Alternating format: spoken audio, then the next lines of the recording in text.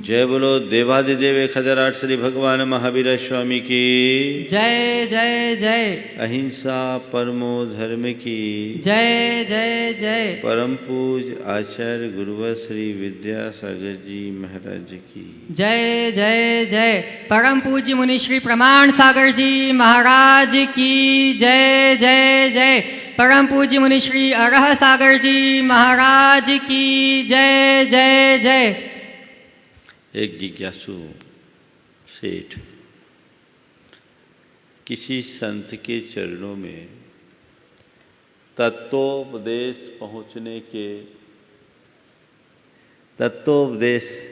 सुनने के भाव से पहुंचा। उनसे कहा कि मुझे शांति का मार्ग बताएं। संत बहुत पहुँचे हुए थे और उससे कहा एक काम करो, तुझे शांति का मार्ग चाहिए तो एक काम करो, बाजू की नदी में एक मगर है, वो मगर बड़ा तत्वज्ञ है, उससे तुम शांति का मार्ग पूछ लो। जिज्ञासु था, नदी के तट पर गया, वहां उसे मगर मिला। उससे कहा कि हमारे गुरु ने तुम्हारे पास मुझे भेजा है, तुम बड़े तत्वज्ञ हो, मुझे शांति का मार्ग बता दो। मगर ने कहा शांति चाहिए तो मैं उसका मार्ग बताऊंगा, पर मुझे बहुत जोर से प्यास लग रही है, पहले मुझे पानी पिला दो। सेठ को बड़ी जोर के हंसी आई और आश्चर्य हुआ कि हद हो गई, पानी में रह करके भी तुम प्यासे हो। पानी में मीन पियासी, मुझे लख कर आवे हंसी। तब मगर ने संबोधा और कहा यही तो मैं तुमसे कहना चाह रहा हूं। पानी में रह कर के भी जैसे मुझे प्यासा देखकर तुम्हें हंसी आ रही है, वैसे ही परम सुख का निधान बन करके भी सुख का प्यासा देखकर मुझे तुम पर हंसी आ रही है। सुख चाहिए तो बाहर कहीं भटकने की जरूरत नहीं है, सुख हमारे भीतर है। और यही संदेश आज के हाइकू से गुरुदेव दे रहे हैं।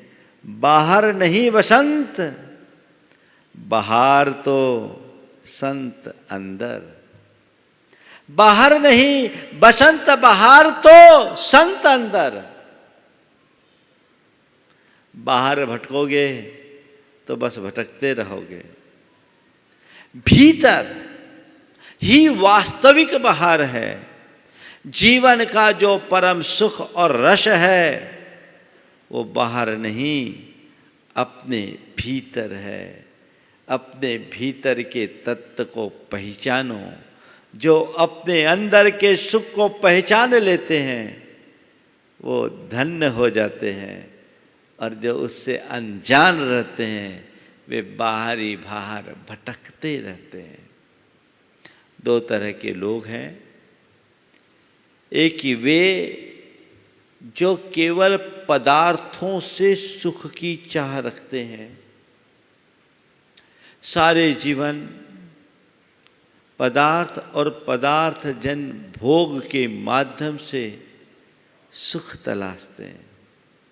और दूसरे वे जिन्हें जीवन के यथार्थ का बोध होता है, पारमार्थिक दृष्टि से संपन्न होते हैं, और वे अंतर्मुख चेतना से सुखानुभूति करते हैं। दोनों की अलग अलग दृष्टियां हैं और उसके अलग अलग परिणाम, दोनों की अलग अलग दृष्टियां हैं और उनके अलग अलग परिणाम, सब भोग भी रहे हैं। 4 बातें आज के संदर्भ में कहूंगा। पदार्थ, यथार्थ, परमार्थ। पदार्थ, यथार्थ, परमार्थ और सार्थ। चारों शब्द आपके जाने पहचाने हैं, लेकिन इनमें ही हमारे जीवन का गूढ़तम संदेश छिपा है। जिनकी दृष्टि केवल पदार्थ और पदार्थ जन सुखों में टिकी रहती है,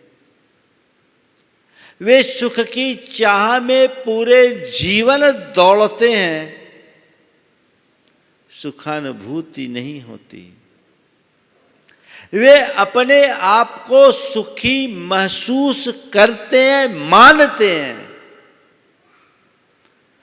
पर सच्चे अर्थों में वे सुखी नहीं होते, क्योंकि पदार्थों के माध्यम से न तो आज तक किसी को सुख मिला न मिल सकता है। कुछ उदाहरण से अपनी बात की शुरुआत कर रहा हूं। जो लोग पदार्थ में सुख मानते हैं, उनके लिए मैं कहना चाहता हूं, एक व्यक्ति बहुत प्यासा है, गर्मी के कारण कंठ सूख रहा है, उसे किसी ने बढ़िया ठंडाई दिया, 1 गिलास ठंडाई पी, सुख की अनुभूति होगी। 1 गिलास बाहर नहीं, बाहर करो उसको,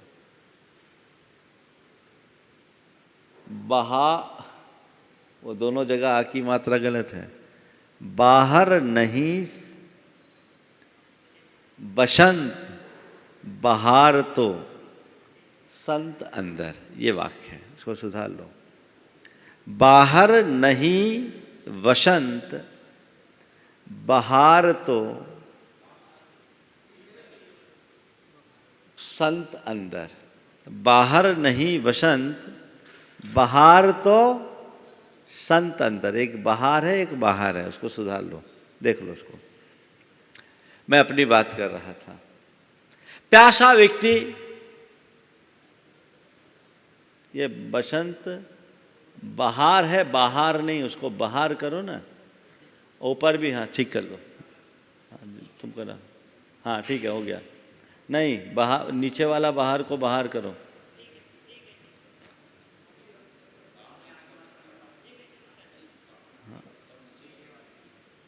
ब में से आ की मात्रा हटा दो, कर दो, चलो देख लो जाके उधर से। मैं कह रहा था, प्यासा व्यक्ति, कंठ सूख रहा है, किसी ने ठंडाई पिलाई और एकदम ठंडा बादाम मिश्रित ठंडाई, बड़ा स्वादिष्ट। ठंडाई पीने से सुखानुभूति होगी कि नहीं होगी? महाराज होगी। ठंडाई पीने से सुखानुभूति होगी, इसमें कोई संशय नहीं। ठंडाई पिएंगे तो सुखानुभूति हुई। चलो, 1 गिलास ठंडाई पिया, सुख की अनुभूति हुई। ठंडाई पीने से सुख मिला, दूसरा गिलास और पी लो, फिर तीसरा गिलास और पी लो, क्या होगा? एक साथ 4-5 गिलास ठंडाई पी पाओगे? क्या होगा? अरे ठंडाई में सुख है, जो जितनी ज्यादा ठंडाई पियोगे उतना सुख मिलना चाहिए। पहले ग्लास में जितनी रुचि और जैसी सुखानुभूति, क्या दूसरे गिलास में भी उतनी ही रुचि और सुखानुभूति होती है? नहीं ना। और फिर तीसरे और चौथे गिलास में आ जाए तो महाराज जी मचलने लगता है, अब तो उल्टी हो जाएगी। सवाल केवल इतनी ही बात समझने का है कि वो सुख पहले मिला बाद में क्यों घटा। इसका मतलब केवल इतना है, पहले प्यास थी तो सुख की अनुभूति हुई, जैसे जैसे प्यास घटी वैसे वैसे सुखानुभूति भी मिटी, है ना। तो इसका मतलब ठंडाई में सुख था या प्यास में? प्यास के कारण सुख हुआ। तो तुम्हें चीजों से सुख पाना है तो पहले अपने अंदर प्यास का दुख प्रकट करो।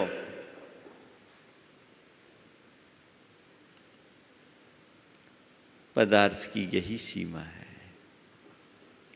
प्यास का जितना दुख होगा ठंडाई का उतना सुख मिलेगा।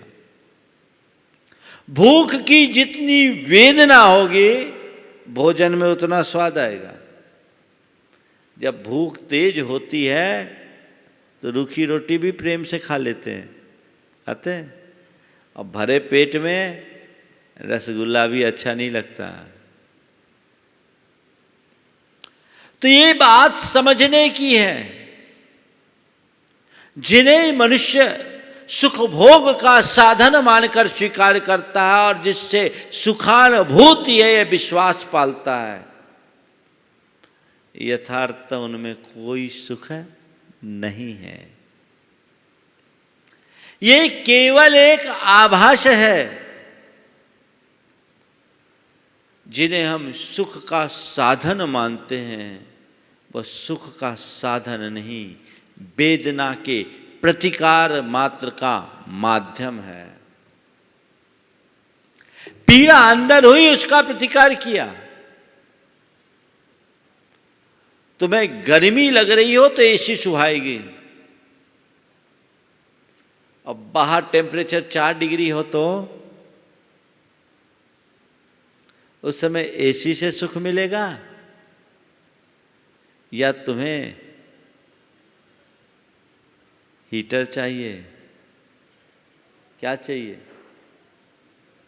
उस समय एसी नहीं लगेगा, उस समय हीटर चाहिए।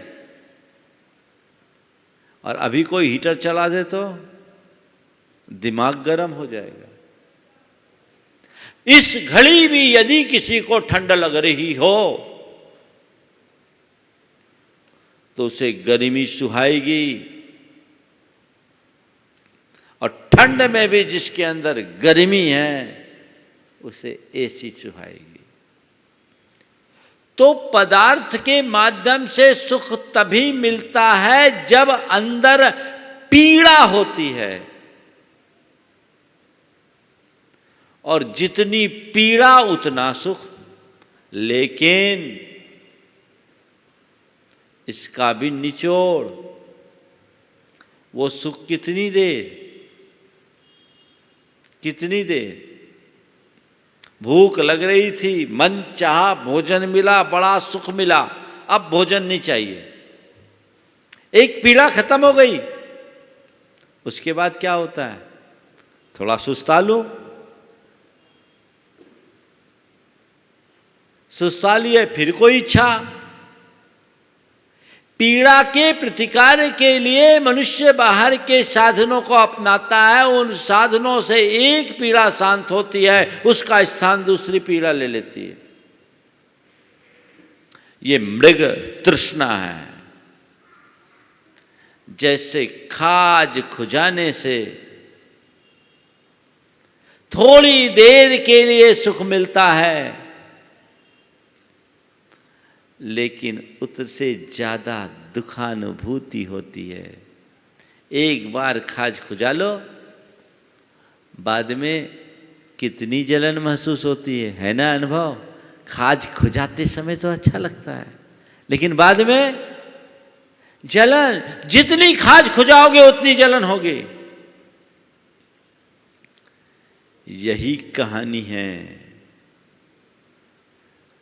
5 इंद्रियों के विषयों से, पदार्थों से सुख को प्राप्त करने की कामना करने वालों की। थोड़ी देर के लिए सुख मिलेगा, लेकिन उससे कई गुना दुख। खलमित सुखा बहुकाल दुखा, पगाम सुखा अनिगाम दुखा, संसार मोक्षस विपक्ष भूया, खानी अनत्थानुकाम भूया। खलमित सुखा, एक क्षण का सुख, बहुकाल दुखा, बहुत काल का दुख, पगाम सुखा, थोड़ा सा सुख, अनिगाम दुखा, दुख का कोई पैमाना नहीं, अमाप दुख, अपार दुख। संसार मोक्षस विपक्ष भूया, संसार की मुक्ति के ये विपक्ष है। खानी अनर्थानुकाम भोया है, काम भोग सारे अनर्थों की खान है, इनका कोई अंत नहीं। जीवन के अब तक के अनुभवों से कुछ पाठ पढ़ने का अवसर मिला। मनुष्य के मन में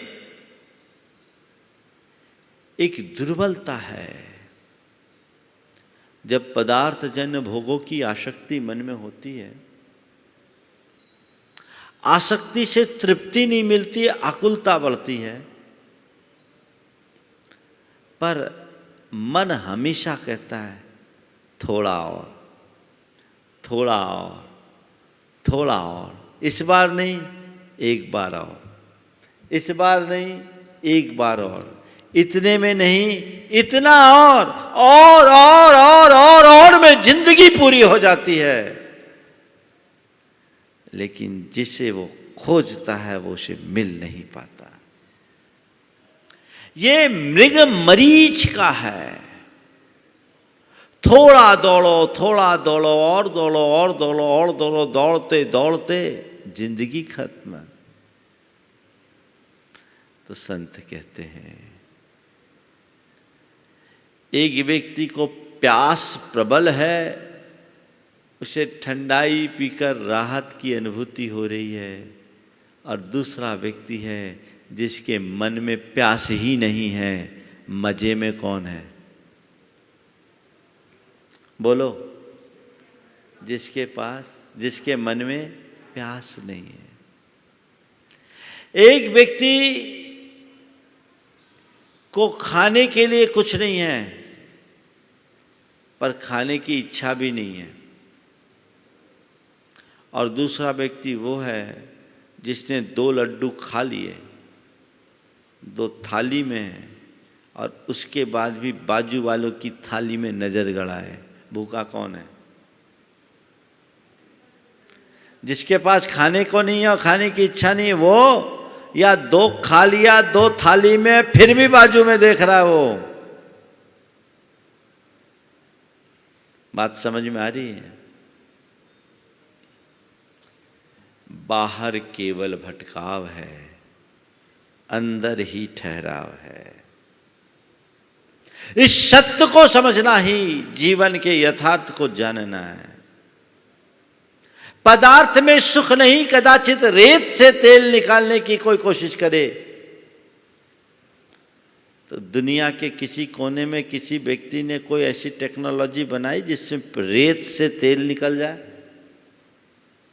रेत से तेल निकालते निकालते शरीर का तेल भले निकल जाए, पर रेत से तेल नहीं निकलेगा। जैसे रेत से तेल निकालने पर तेल नहीं निकलता, पानी को मथ करके नवनीत नहीं पाया जा सकता। वैसे ही पंचेंद्रिय के विषयों और भोगों से सुख की अनुभूति नहीं की जा सकती। व्यक्ति अपने आप को सुखी मान ले, ये बात अलग है, पर सुखी वो होता नहीं। एक व्यक्ति है जो सर्वस्व त्याग करके अंतर्मुख होकर जी रहा है, और एक व्यक्ति है जो सारे साधनों को अपना करके चल रहा है। हम हमेशा ये देखते हैं, सुनते हैं कि त्यागी आनंद में रहता है और भोगी व्याकुल चित्त है। क्यों? दिशा उल्टी है, दिशा उल्टी है, और जिसने उल्टी दिशा पलटी उसकी पकड़ी, उसकी दशा सुधरेगी कैसे? बाहर से खोजना केवल अज्ञान है। इसी पदार्थ दृष्टि को जैन शास्त्रों में मिथ्या दृष्टि कहा जाता है। उल्टी दृष्टि, असत में सत की कामना, असुख में सुख की कामना। वो दुखी है पर अपने आप को सुखी मान रहा है। मानने से क्या होगा? हो तब है। एक व्यक्ति ब्रांडेड जूता पहनकर चल रहा है और वो जूता काट रहा है, और एक व्यक्ति नंगे पांव चल रहा है। सुखी कौन? बोलो। नंगे पांव चलने वाला सुखी, फिर भी लोग जूतों के पीछे मरे जा रहे हैं। ब्रांडेड जूता पहना है, जूता काट रहा है पता, फिर भी। अरे जब जूता काट रहा उतार के फेंको, नंगे पांव चलो, आनंद में जियो। यही तो तृष्णा है, यही तो मोह है, यही तो आसक्ति है, यही अज्ञान है जो जान करके भी अनजान बना देता है। सभी को मालूम है कि मेरे दुख का कारण मेरे मन की तृष्णा है, आसक्ति है, मोह है, मूर्छा है, पर फिर भी वो डायरेक्शन बदलने के लिए तैयार नहीं होते। गुरुदेव कहते हैं, बाहर नहीं बसंत बहार तो संत अंदर। इस सत्य को जानो और अपनी दृष्टि पदार्थ से हटाकर परमार्थ से जोड़ो। जिस दिन तुम इस यथार्थ को जान लोगे कि इनका अंत नहीं है, इसकी कोई सीमा नहीं, इसका कोई छोर नहीं, तुम्हारी आसक्ति विरक्ति में बदल जाएगी और तुम्हारी दृष्टि पदार्थवादी न होकर पारमार्थिक बन जाएगी। अर्थ से परमार्थ की ओर मुड़ जाओगे। जीवन को आगे बढ़ाओ और तभी तुम्हारे जीवन की सार्थकता होगी। जीवन पाया है, यथार्थ को जानो। यथार्थ दृष्टि पाना यानी सम्यक दृष्टि होना। अपने अंदर की चेतना को जागृत करें, अंतर्मुखी दृष्टि विकसित करें। गुरुदेव ने मूक माटी में बड़ी सार्थक पंक्तियां लिखी। तुम भीतर जाओ, तुम भीतर जाओ और तुम भी सम तुम भीतर जाओ। थोड़े से शब्द हैं, अर्थ बहुत गहन है। तुम भीतर जाओ और तुम भी सम तुम भी तर जाओ। भीतर जाओगे तभी तरोगे। बाहर उलझोगे तो उलझे ही रह जाओगे। गुरुदेव के मुख से एक बहुत अच्छा प्रसंग सुना था कि अरब का एक व्यापारी भारत आया तो यहाँ देखा होटलों में टोंटियाँ लगी थी। पानी की जब जरूरत, जहाँ टोटी खोलो पानी, स्टेशन से लेकर सब जगह टोटी खोलो पानी, टोटी खोलो पानी। उसने कहा ये तो बहुत अच्छी टेक्नोलॉजी भारत में, पानी की समस्या ही नहीं, जहां टोटी खोल दो पानी।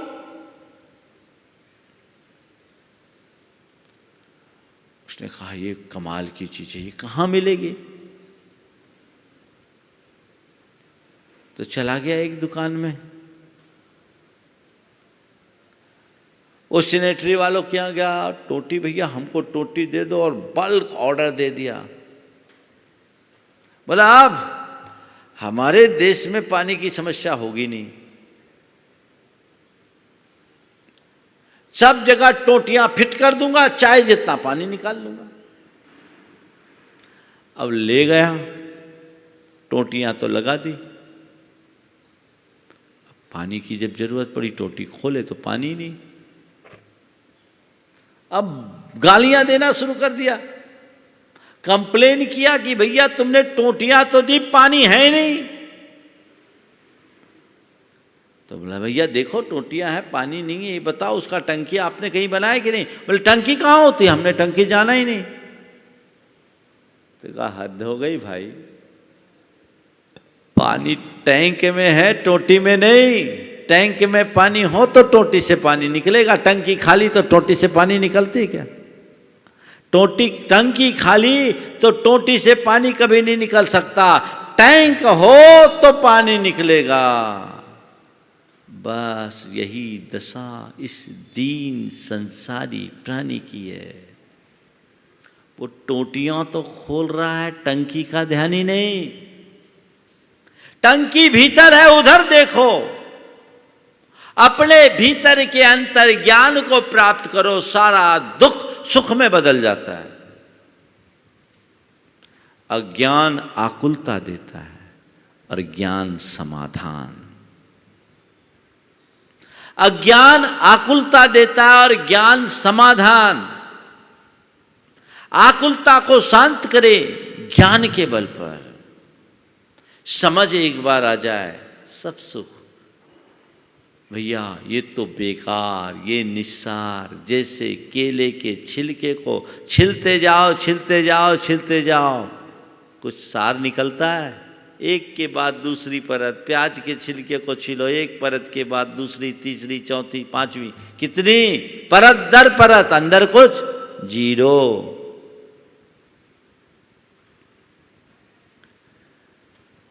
बाहर नहीं वसंत बहार, तो संत अंदर।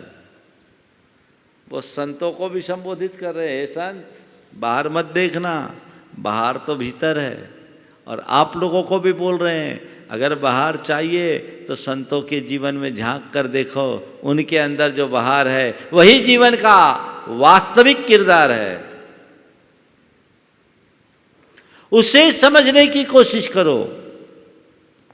अपने जीवन के अब तक के अनुभवों को जो सही तरीके से निचोड़ते हैं, वे ही बहिर्मुखी दृष्टि से मुक्त होकर अंतर्मुख हो पाते हैं।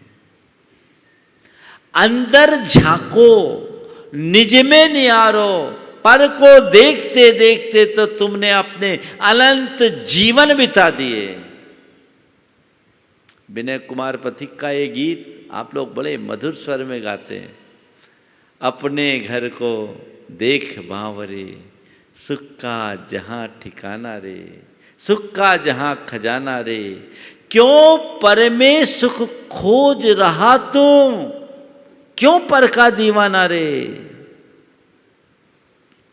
अपने घर को देख, अपने भीतर निहारो, आत्मतोष प्रकट हो जाए तो उससे बड़ा सुख कहीं नहीं। सदैव ध्यान रखना, शांति अक्षय कोष में नहीं, अक्षय तोष में है। कोष बढ़ाने में शांति नहीं, तोष बढ़े तो शुद्धि शांति होगी। संतोष अंदर है, संतुष्टि अंदर है, वो झकनी चाहिए जो एक आध्यात्मिक दृष्टि के अभिव्यक्ति के बाद ही होती है। तो आध्यात्मिकता अंतरंग में विकसित हो, यथार्थ दृष्टि के प्रकट होने के बाद जीवन की सच्चाई को जो जान लेते हैं वे तर जाते हैं, और जो जीवन की सच्चाई को नहीं जानते उनका कुछ नहीं होता। एक जगह एक भिखारी रोज भीख मांगता था, पूरी जिंदगी भीख मांग मांग कर गुजार दी और वहीं मर गया। जिस जगह भीख मांगता था वहीं भीख मांगते मांगते मर गया। उसके मर जाने के बाद लोगों ने उस जगह को साफ किया, गंदगी थी, झोपड़ी थी, उस जगह को साफ किया। साफ करने के क्रम में थोड़ी मिट्टी खोदी तो कोई 8-10 इंच ही मिट्टी खोदी तो वहाँ खजाने का घड़ा निकल गया, स्वर्ण मुद्राएं निकल गई। लोगों ने कहा हाय कैसा भागा, जिस जगह भीख मांग कर पूरी जिंदगी बिता दी उसी जगह खजाना भरा पड़ा था। काश इसे पता होता तो माला माल हो गया होता। ये कहानी केवल उस भिखारी की नहीं है, सबकी है। तुम भी अक्षय सुख के अधिपति होकर भी भिखारी बने हो, क्योंकि तुम्हें तुम्हारी अंतर निधि का पता नहीं है। तुम्हारे भीतर जो अक्षय निधियां उसका पता नहीं, क्योंकि तुम्हारे आंखों पे पट्टी चढ़ी है पदार्थवाद की, भोगवाद की, उपभोक्तावाद की, भौतिक दृष्टि की। वो पट्टी उतरेगी तब तुम्हें समझ में आएगा जीवन का असली मजा भोग में नहीं, त्याग में। मैं समेत शिखर जी में था, शिखर जी की वंदना कर रहा था। 1 जनवरी का दिन था। एक परिवार मिला जिसमें एक युवा उद्यमी भी था। उसने अपना अनुभव बताया। बोला महाराज मेरे मम्मी पापा मुझे ज़बरदस्ती यहाँ लेकर आए। मेरे मम्मी पापा मुझे ज़बरदस्ती लेकर आए। मैं कहता था वहाँ पहाड़ पे जाके क्या करेंगे, मेरी कोई रुचि नहीं। मम्मी पापा ने कहा तेरी कोई रुचि नहीं तो हमारी खातिर चल आओ। और उसने कहा महाराज यहाँ आने के बाद मुझे लगा कि मैंने 35 साल व्यर्थ कर दिए, मुझे तो बहुत पहले आ जाना चाहिए था। मैंने दुनिया के बड़े बड़े हिल स्टेशनों में भ्रमण किया पर वो सुख मुझे नहीं मिला जो सुखानुभूति आज यहाँ आकर के हो रही है। महाराज अद्भुत दृश्य है। महाराज मैं संकल्प लेता हूं कि अब साल में कम से कम एक बार जरूर आऊंगा। 35 साल में आँख खुली, उसे समझ में आया ये जो आनंद है श्रद्धा में, भावना में, वो भोगों में कहाँ है। महाराज यहाँ तो अलग ही अनुभूति हो रही है, एक अलग एनर्जी मेरे जीवन का टर्निंग पॉइंट बन गया। कई लोग जिनके जीवन का एक समय व्यसन बुराइयों में लिप्त रहता, आकंठ मग्न लोग, धन पैसों की तृष्णा में संलिप्त लोग, भोगों में मदमस्त लोग, जब तक उस दुनिया में जीते हैं उनको और कुछ सुहाता नहीं। लेकिन जब आंख खुलती है तब लगता है कि वाकई में मैं रॉन्ग डायरेक्शन में था, मैं गलत दिशा में था, अब जो मार्ग है वही सही है। लेकिन तब तक काफी देर हो चुकी होती है। संत कहते हैं जब तक तुम जीवन के यथार्थ को जानोगे नहीं और उसे स्वीकारोगे नहीं, परमार्थ से अपने आप को जोड़ोगे नहीं, जीवन सार्थक नहीं होगा। आंखें खोलो, आज नहीं कल तो खोलना ही पड़ेगा। कब तक आंखें मूंदे बैठ के रहोगे। जब जागो तभी सवेरा, तुम जितना विलंब करोगे उतना नुकसान भोगोगे। उस नुकसान से बचो। बाहर नहीं वसंत बहार तो संत अंदर।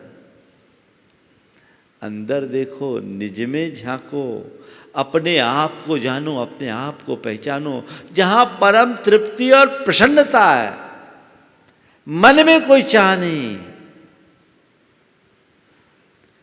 वो ज्ञान भाव के बल पर विकसित होता है।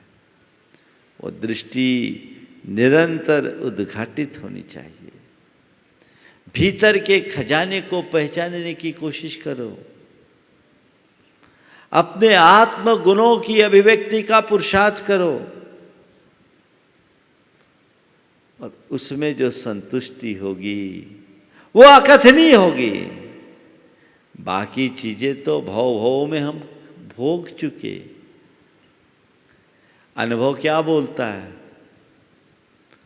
दुनिया के जितने साधनों को सुख का साधन मानकर स्वीकार किया, सुख मिला?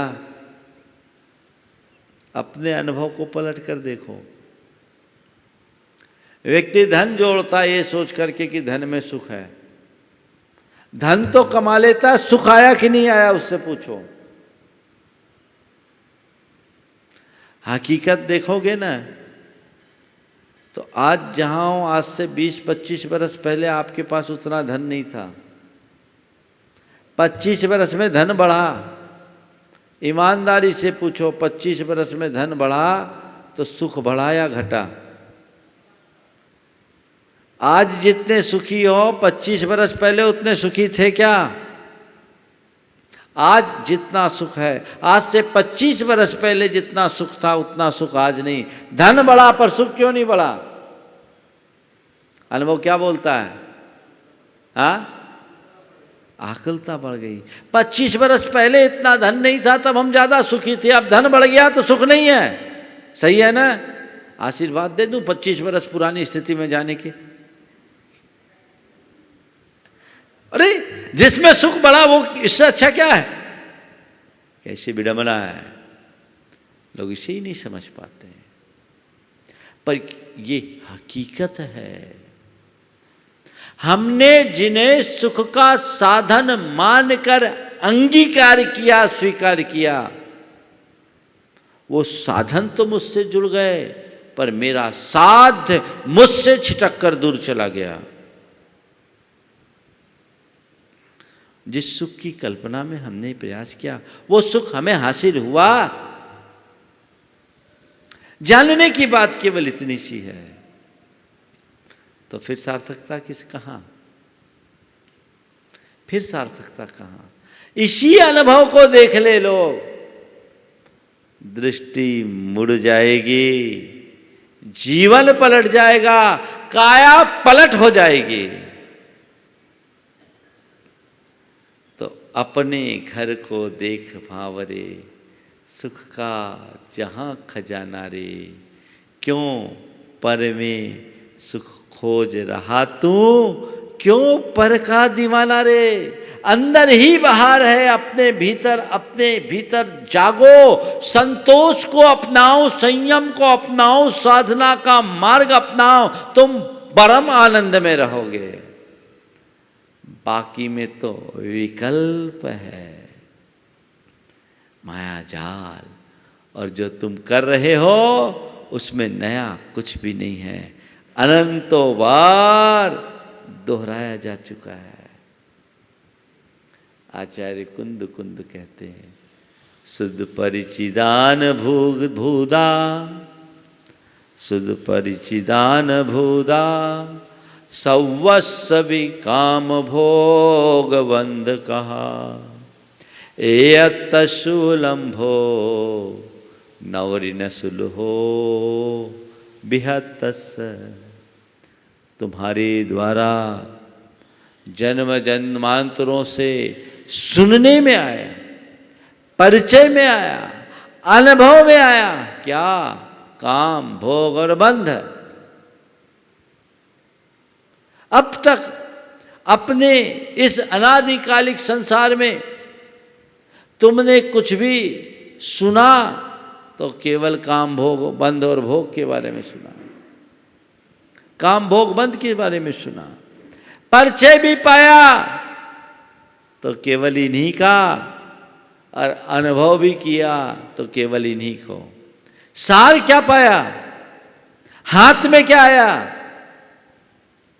अब तक का अनुभव क्या बताता है?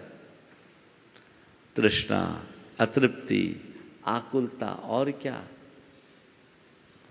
काश तुमने अपनी आत्मा के विषय में सुना होता, काश तुमने अपनी आत्मा का परिचय पाया होता, काश तुमने अपनी आत्मा का अनुभव किया होता, तो तुम्हारे जीवन का खेल ही कुछ और होता, जीवन का रंग निखर गया होता, सारा दुख दर्द हमेशा हमेशा को दूर हो गया होता। इसलिए कहते हैं इस सच्चाई को जानो, अब तक के अनुभवों को पलटो, दूसरों के नहीं अपने अनुभव को देखो, शास्त्रों की बात छोड़ो, अपने जीवन के अनुभव को पलट कर देखो। बहुत बड़ा निष्कर्ष और निचोड़ आएगा, लेकिन उसी रास्ते में चलोगे तो तुम्हें कोई नहीं संभाल पाएगा, तुम्हारी दिशा दृष्टि नहीं बदल पाएगी। अपने भीतर बदलाव होना चाहिए। अंदर देखो। पर आदमी के साथ एक बड़ी कमजोरी है, सारी दुनिया को छानता है पर अपने भीतर झांकने की कोशिश नहीं करता। कहते हैं निज नाभि में गंध है, मृग भटके बिन ज्ञान।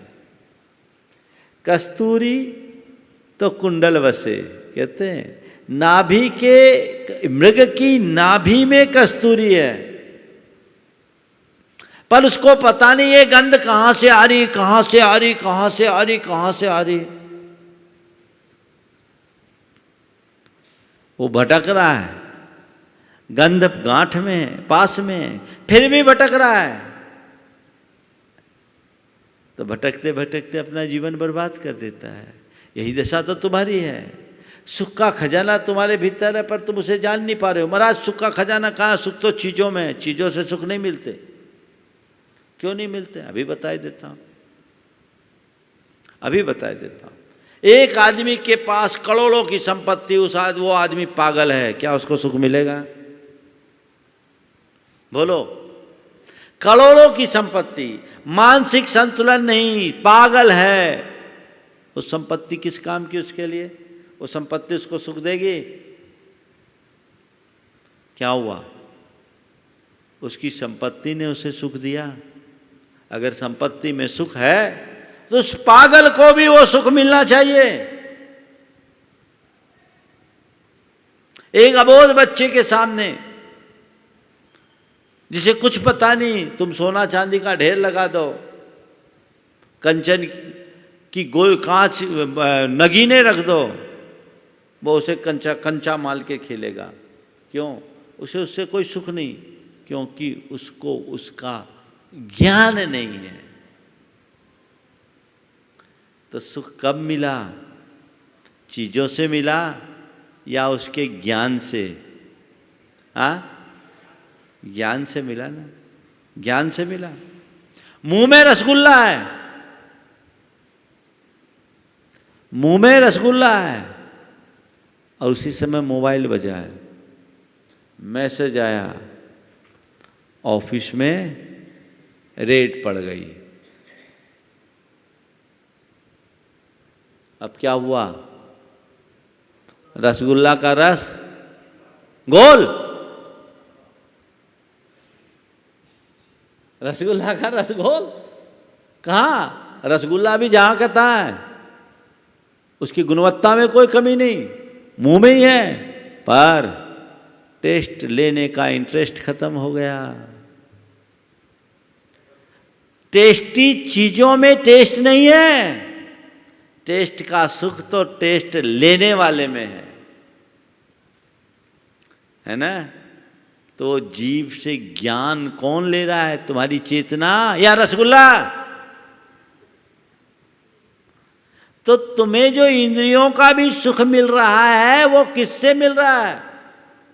जब तक उसका संवेदक भीतर बैठा है तभी तक ना उससे सुख है। अब बताओ वो सुख मिलेगा? कितनी भी अच्छी बात तुम्हें सुनाई जाए और तुम सुनो नहीं, तुम्हारा ध्यान दूसरी तरफ हो, तुम्हारे प्रशंसा के पुल बनाए जा रहे हैं और तुम्हारा ध्यान कहीं और है, बोलो उसका सुख तुम्हें मिला? सुख कब मिला? जब सुना। सुनने का मतलब उसको ग्रहण किया। ग्रहण कौन कर रहा है? कान कि तुम्हारे प्राण, तुम्हारे अंदर की चेतना? बोलो। खाने का सुख किससे मिला? तुम्हारी चेतना से। देखने का सुख किससे मिला? तुम्हारी चेतना से। सुनने का सुख किससे मिला? तुम्हारी चेतना से। गंध का सुख किससे मिला? तुम्हारी चेतना से। और स्पर्श का सुख भी किसने दिया? तुम्हारी चेतना ने। है ना जीवन का ये सत्य। तो सुख किससे मिला? जड़ चीजों से या तुम्हारी अंतस चेतना से? किससे? तो सुख का स्रोत क्या है? हाँ, सुख का स्रोत क्या है? तुम्हारे भीतर की चेतना। तो बाहर नहीं वसंत, बाहर तो भीतर, संत अंदर। बाहर नहीं वसंत बाहर, तो संत अंदर। अंदर है, उसको समझो। और फिर एक कड़ी आगे कि इंद्रियों के माध्यम से जो सुख का संवेदन होता है वो आकुलता बढ़ाता है, असंतुष्टि बढ़ाता है, अतृप्ति बढ़ाता है। और उन्हें नियंत्रित कर दे, संयम और संतोष धारण कर ले तो आनंदानुभूति होती है। ये यथार्थ जो जान लेता है उसका जीवन सार्थ बन जाता है, सार्थक बन जाता है। तो पदार्थ के व्यामोह को छोड़े, यथार्थ को जाने, परमार्थ के रास्ते को अंगीकार करके जीवन को सार्थक बनाने का प्रयत्न करे। ये आज की हाइकू में यही संदेश है। बाहर नहीं वसंत बाहर तो, बाहर नहीं बसंत बाहर तो संत अंदर। बस इस सूत्र को अपना लो। बाहर नहीं वसंत बाहर तो संत अंदर। तो हमारा जीवन धन्य होगा। हम अपने जीवन को इसी तरह आगे बढ़ाते रहें और एक आध्यात्मिक दृष्टि से ओतप्रोत होकर जीवन का पथ प्रशस्त करें। इस स्वभाव के साथ पार्श्वनाथ भगवान की जाप पूर्वक मैं विराम लूँगा। ओम ह्रीम अर्हंसि पार्श्वनाथ जिनेन्द्राय नमो नमः। ओम ह्रीम अर्हं श्री पार्श्वनाथ जिनेन्द्राय नमो नमः। ओम ह्रीम अर्हंसि पार्श्वनाथ जिनेन्द्राय नमो नमः।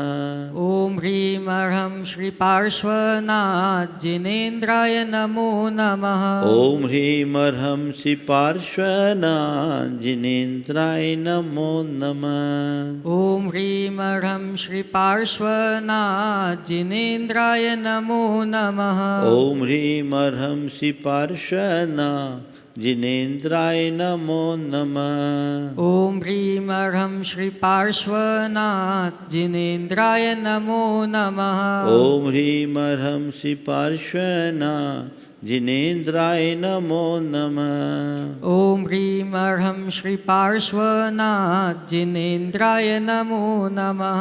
ओम ह्रीम अर्हंसि पार्श्वनाथ जिनेन्द्राय नमो नमः। ओम ह्रीं अर्हं श्री पार्श्वनाथ जिनेन्द्राय नमो नमः। ओम ह्रीं अर्हं श्री पार्श्वनाथ जिनेन्द्राय नमो नमः। ओम ह्रीं अर्हं श्री पार्श्वनाथ जिनेन्द्राय नमो नमः। ओम ह्रीं अर्हं श्री पार्श्वनाथ जिनेन्द्राय नमो नमः। ओम ह्रीं अर्हं श्री पार्श्वनाथ जिनेन्द्राय नमो नमः। ओम ह्रीं अर्हं श्री पार्श्वनाथ जिनेन्द्राय नमो नमः। ओम ह्रीं अर्हं श्री पार्श्वनाथ जिनेन्द्राय नमो नमः। जय बोलो श्री चिंतामणि पार्श्वनाथ भगवान की। जय जय जय। परम पूज्य आचार्य गुरु श्री विद्यासागर जी महाराज की।